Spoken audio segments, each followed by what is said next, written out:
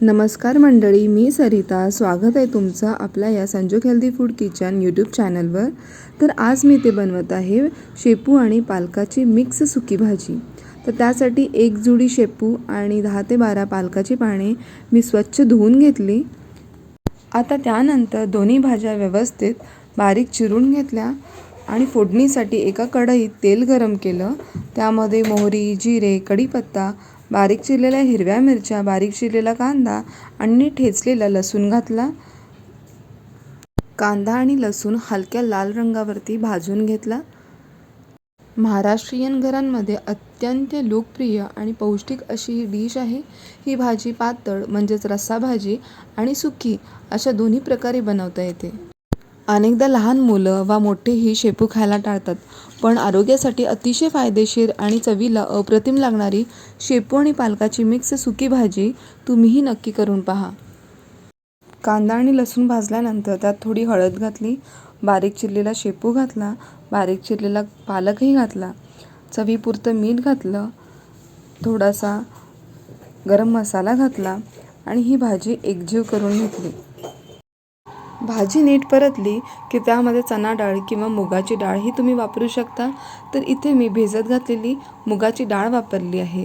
ती व्यवस्थित एकजीव झाली की मग मंद आचेवर 5 ते 7 मिनिटांसाठी ही भाजी शिजू दिली.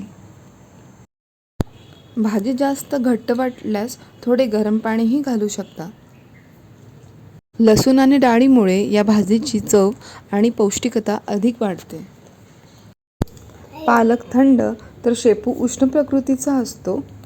बऱ्याचदा पालकाचा थंडावा आणि शेपूची उष्णता यांचा समतोल राखण्यासाठी शेपू आणि पालक ही भाजी एकत्रित बनवली जाते. आता इथे भाजीला दाटपणा येण्यासाठी मी शिजवलेला इंद्रायणी भात वापरत आहे. तर तुम्ही इथे बेसन किंवा तांदळाचं पीठ देखील वापरू शकता. भाजीमध्ये भात व्यवस्थित एकजीव करून घेतला. पुन्हा थोडंसं पाणी घातलं आणि प्रत्येकाच्या आवडीचा विषय म्हणजे ओलं खोबरं. तर इथे ओलं खोबरं भुरभुरून घेतलं आणि पुन्हा एकदा 5 मिनिटांसाठी ही भाजी शिजू दिली. या चॅनलवर मी तुमच्यासाठी घेऊन येते घरगुती आणि चविष्ट रेसिपीज, त्याही अगदी सोप्या पद्धतीने. असेच माहितीपूर्ण व्हिडिओ पाहण्यासाठी व्हिडिओच्या खाली दिलेल्या सबस्क्राईब बटनवर क्लिक करा आणि बेल आयकॉन दाबायला विसरू नका. तर तुम्ही इथे पाहू शकता भाजी किती छान मऊसूत शिजली आहे ते. तर ही गरमागरम भाजी ज्वारीची किंवा बाजरीची भाकरी आणि भातासोबत अतिशय चविष्ट लागते. शेपू आणि पालकाची ही आरोग्यदायी आणि चविष्ट भाजी तुम्हाला कशी वाटली मला जरूर सांगा. धन्यवाद.